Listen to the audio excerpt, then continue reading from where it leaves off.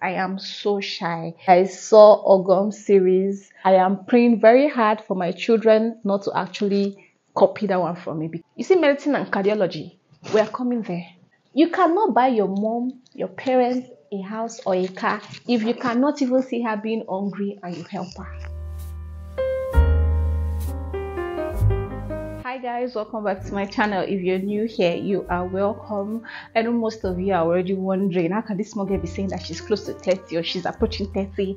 But then that's just the fact. I've actually passed 25. Yes, I'm in my mid-20s. So I'm actually approaching 30, and so I feel like all through the years, God, there's heat. I feel like all through the years I've been on this earth, there are many lessons that I have learned, and that is why I'm making this video to share with you guys some of the things I would have done differently if the hands of time were to go back. That's just what we are going to be doing today. And I also want to loosen this hair of mine. The hair might still be appearing to be nice, but trust me, I am very tired of the hair. It is very heavy and I don't think I can put up anymore.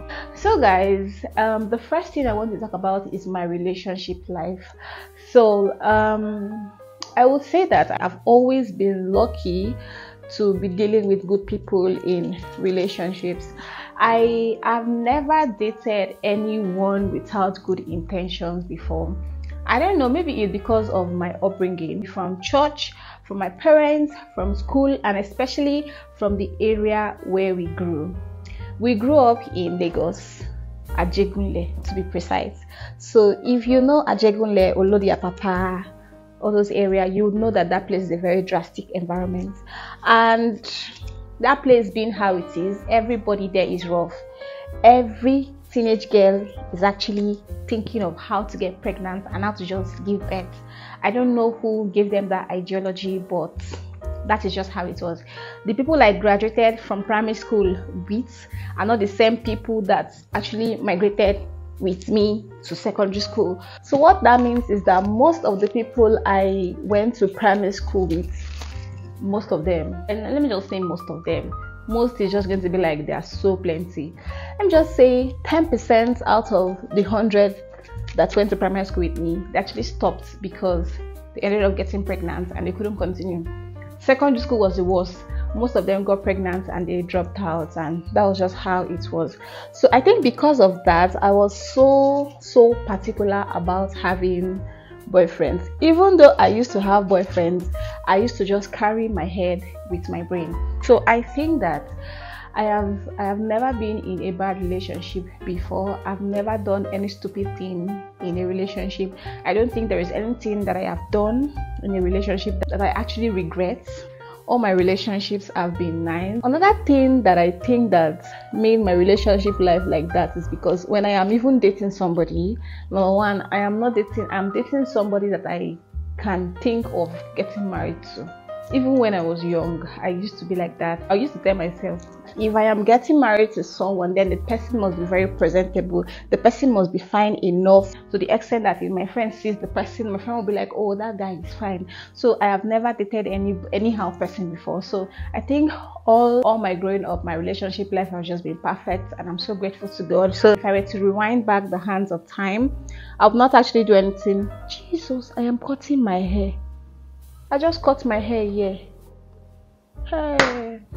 So I think if I were to rewind back the hand of time concerning dating, I would still do the same thing. I would even do it with more sense. Another thing I've learned in this my close to 30 is the fact that my parents are just my priority. My parents have to reap the fruit of their labor. I am doing everything. Like, I just started realizing that my mom is just the best. My dad is just the best. I don't have to wait till I make it big time before I start spoiling them. Even with the 5k I'm earning, I can still give them 1k and then maybe keep 4k to myself. That is what people don't understand. You can still make your parents proud even as you are now. You don't have to wait till you have all the millions. Some people will say, oh, I can't wait to spoil my mom when I make it, I'll buy her a house, a car.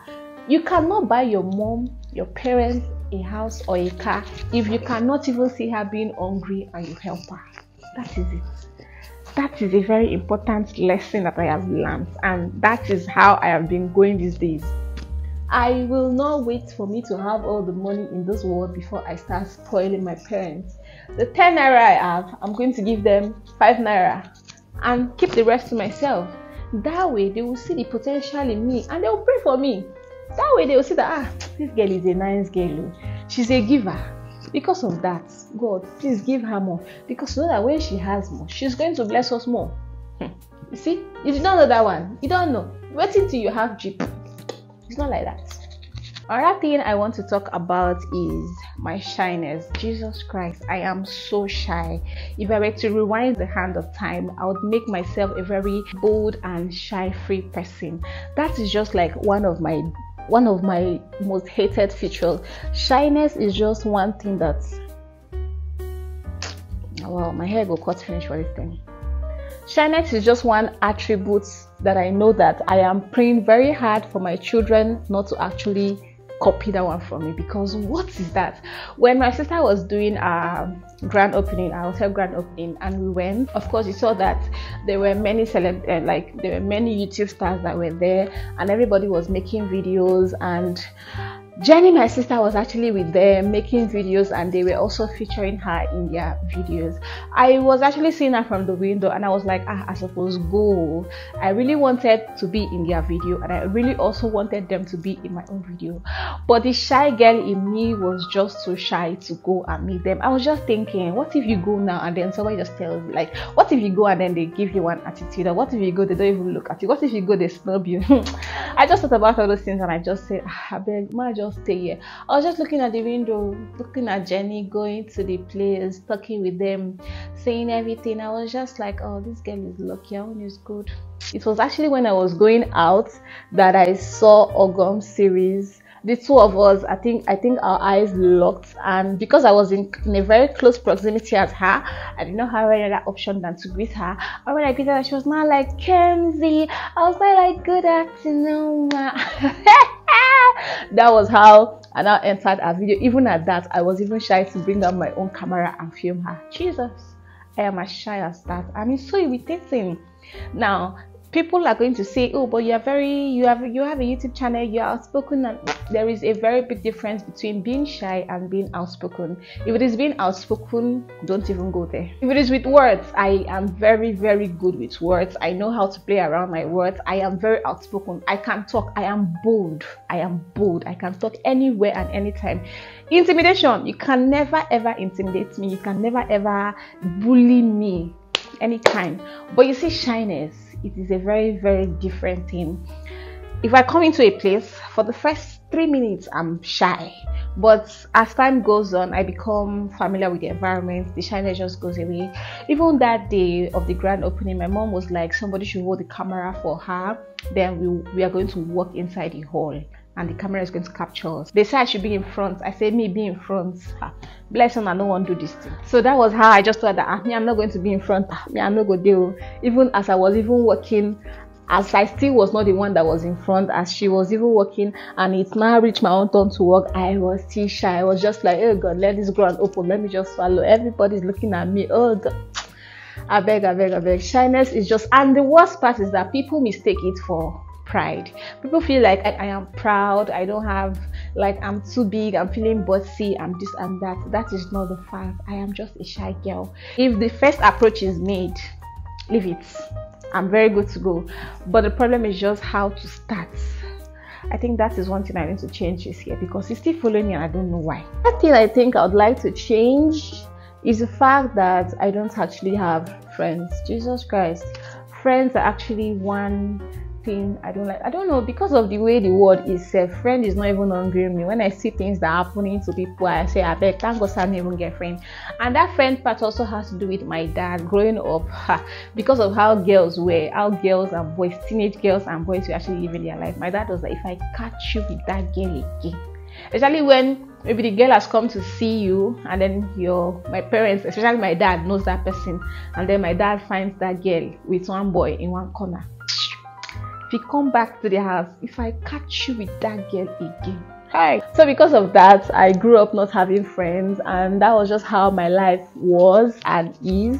So even now, all the friends I have, there was even a day I was even telling my roommate that I don't even have any friend in this school. She was not like, I don't understand. So what are we?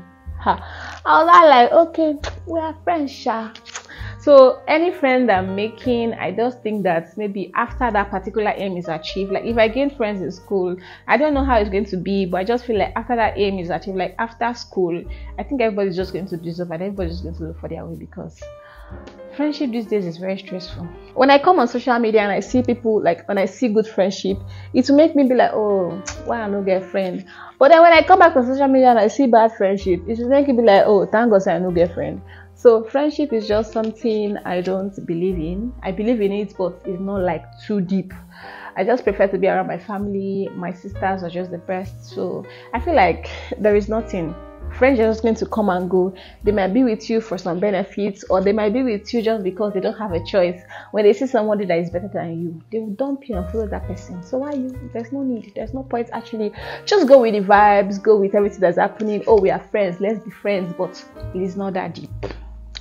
The next thing on my list, I think that it's still getting me worried even up till tomorrow, is my career. Growing up, I had a lot of visions in my mind. I grew up wanting to be a chartered accountant. I had a role model. God, Mr. Adeyinka Ojediro. Jesus Christ, I love that man so much. He's a Yoruba man. I'm going to insert his picture on this clip. I used to admire him a lot, and also my mom was a chartered accountant, or my mom is a chartered accountant. I'm cutting my hair. So my mom is a chartered accountant, so I used to look up to her and that guy, that man, and I used to be like, oh, when I grow up I want to be a chartered accountant. I was in accounting class and I was doing well to the best of my ability. But then when I started growing up, things started changing. And I had the thought of going to do economics. I was just thinking of different things at different points in time, and I went to write JAM I get admission into the University of Abuja. I was going to start, then something happened again, and then I met my boyfriend, and then he told me that, oh, why do you want to do economics? Economics is not going to be good. This and that one. Chineke, he now scattered my head. Not like he scattered my head, but he talked me into the better part of doing nursing, and how nursing can be very lucrative, and use that. And I was like, okay, nursing is also a nice profession. My YXF is art and it's commercial. So it was like, that's not a problem, that we should just go and do this and blah, blah, blah. Long story short, I actually now wrote NECO that I now have in science, and then that was how I was able to start doing nursing.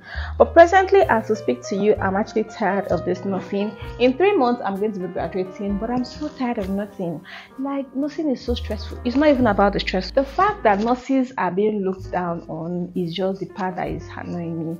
The fact that Nigerian doctors feel like nurses are their slaves is just annoying me. The fact that Nigerian patients feels like nurses are only supposed to be helping the doctors, nurses are not relevant. It's just making me think that, God, why did I even come and do this profession that cannot even stand on its own? Hey, don't get me wrong, nursing is a very nice profession. When I think of all of this, I'm like, I for just do medicine. This head why they use carry this nursing, this same head fit carry this medicine, space go remain. I for be surgeon. Well, as we speak now, baby girl is just planning to finish her general nursing and just go to somewhere that is going to enable her do medicine. You see, medicine and cardiology, we are coming there.